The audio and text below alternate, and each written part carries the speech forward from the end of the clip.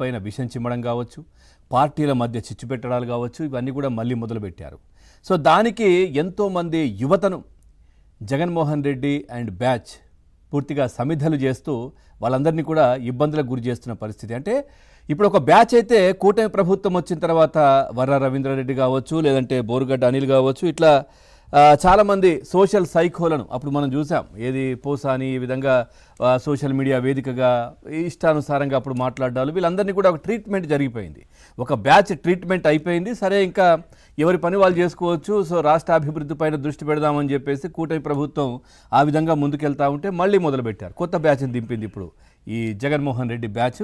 కొత్త బ్యాచ్ను ఈ సోషల్ మీడియాకు సంబంధించి దింపారు. ఇక సోషల్ మీడియా కార్యకర్తలను మరోసారి వైసీపీ బలి చేస్తున్నటువంటి పరిస్థితి. కూటమి ప్రభుత్వం అధికారంలోకి రాగానే సోషల్ సైకోలపై ఉక్కుపాదం మోపిన విషయం మనం చూసాం. ఇప్పుడు మరోసారి ఇటు వైసీపీ సోషల్ సైకోలు రెచ్చిపోతున్నటువంటి పరిస్థితి కనిపిస్తూ ఉంది. ప్రభుత్వంపై తప్పుడు ప్రచారాలు చేస్తూ పోస్టింగులు కూడా పెడతా ఉన్నారు. గత కొద్ది రోజులుగా సోషల్ మీడియాలో ప్రభుత్వంపై ఫేక్ ప్రచారం ఏ విధంగా చేస్తున్నారో మనం చూసాం. ఎక్కడో జరిగినటువంటి ఘటనలు ఏపీలో జరిగినట్లు వీడియోలు ఏ విధంగా స్ప్రెడ్ చేశారో మనం చూసాం. అంతేందుకు మొన్న ఇక్కడ కడప కావచ్చు, లేదంటే ఒంటిమిట్ట కావచ్చు, అక్కడ జరిగిన జెడ్పీటీసీ ఎన్నికలకు సంబంధించి కూడా సో రిగ్గింగ్ జరిగింది అంటూ సాక్షాత్తు అప్పుడు మంత్రిగా పనిచేశారు ఆయన. ఏం పనిచేశారో ఏంటో తెలియదు. అంబటి ఆయన ఎక్కడో వెస్ట్ బెంగాల్లోనో ఎక్కడో జరిగినటువంటి సంఘటన, మరి అదేదో రిగ్గింగ్ జరిగింది అంటూ కూడా ఆ వీడియో చూపించి ఇది ఏపీలో జరిగింది మొన్నటి ఎన్నికల్లో అంటూ కూడా చూపించారు. ఈ విధంగా విష ప్రచారం ఇంకా కంటిన్యూ చేస్తున్నటువంటి పరిస్థితి. ప్రభుత్వంపై ఫేక్ ప్రచారాలకు అడ్డుకట్ట వేయాలని ఇటు సీఎం చంద్రబాబు నాయుడు ఆదేశాలు కూడా జారీ చేస్తూ ఉన్నారు. ప్రభుత్వం అమలు చేస్తున్న పథకాలను ప్రజల్లోకి తీసుకువెళ్లాలంటూ కూడా సీఎం పదే పదే చెప్తా ఉన్నారు. పేటీఎం మనీకి ఆశపడి సీఎం డిప్యూటీ సీఎంపై ఇష్టం వచ్చినట్లుగా ఏ విధంగా ఈ సోషల్ సైకోలు వ్యాఖ్యలు చేస్తున్నారో మనం చూస్తూ ఉన్నాం. గతంలో జరిగిన అరెస్టులను మర్చిపోయి మళ్ళీ ఈ విధంగా రెచ్చిపోతోంది వైసీపీ పేటీఎం బ్యాచ్.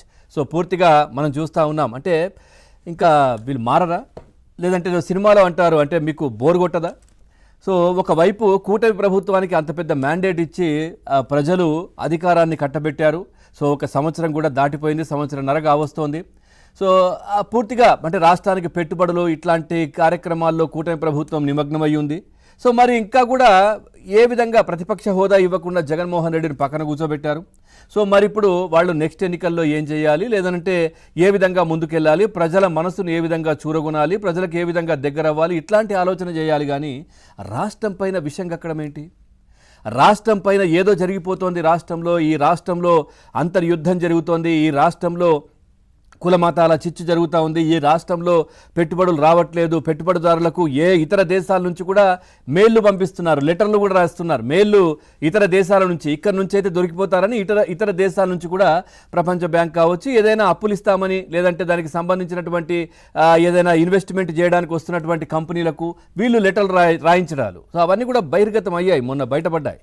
సో ఈ విధంగా రాష్ట్రం పైన ఎందుకు ఇంత కక్ష, జగన్మోహన్ రెడ్డికి ఎందుకు రాష్ట్రం పైన ఇంత కక్ష అనేది చర్చ జరుగుతోంది. నిజంగా చెప్పాలంటే గతంలో ఏ ప్రభుత్వం వచ్చినా, ఏ ప్రభుత్వం మారిపోయినా ఎన్నికల ముందు లేదంటే ఎన్నికల తర్వాత కామ్గా ఉండేవి. ఎక్కడ కూడా ఇట్లాంటి దుష్ప్రచారాలు కావచ్చు ఇవన్నీ ఉండేవి కావు. ఎందుకంటే మనం చూసాం 2019 చంద్రబాబు నాయుడు గారు ఓటమి పాలైన తర్వాత 19 తర్వాత జగన్మోహన్ రెడ్డికి ఆ విధంగా మ్యాండేట్ వచ్చిన తర్వాత ఎక్కడా కూడా వాళ్ళు ఇబ్బందికర పరిస్థితి రాష్ట్రం పైన సృష్టించలేదు. సో రాష్ట్రానికి వస్తున్న పెట్టుబడిదారులను ఎక్కడ కూడా ఇబ్బంది పెట్టే ప్రయత్నం చేయలేరు.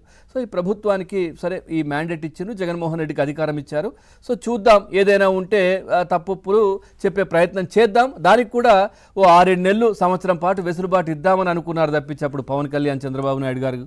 కానీ జగన్మోహన్ రెడ్డి మాత్రం మనం చూసాం, ఏదైతే కూటమి ప్రభుత్వం అధికారంలోకి వచ్చిన రోజు నుంచి సో మనం చూసాం గతంలో ఢిల్లీకి వెళ్ళి అక్కడ రాష్ట్రంలో ఏదో జరిగిపోతోంది, హత్యలు అత్యాచారాలంటూ కూడా నెల రోజులు అవ్వకముందే హడావిడి చేసే ప్రయత్నం చేశారు. సో అదంతా కూడా బూమరాంగ్ అయిపోయింది. ఇట్లా రాష్ట్రానికి పెట్టుబడులు రాకుండా ముఖ్యంగా రాష్ట్ర ద్రోహి అనే ముద్ర కూడా పడతా ఉంది ఇప్పుడు నిజంగా చెప్పాలంటే. ఎందుకంటే సరే పార్టీల మధ్య ఏముంటుందా ఏందా అనే తర్వాత విషయం, కానీ రాష్ట్రానికి వస్తున్న పెట్టుబడులను వెళ్ళగొట్టడాలు, వాళ్లకు లెటర్లు రాయించడాలు, వాళ్లకు తప్పుడు సంకేతాలు పంపించడాలు, ఇదంతా ఏంటి అసలు? సో ఇంకా బోర్ కొట్టదా? మీరు మారరా?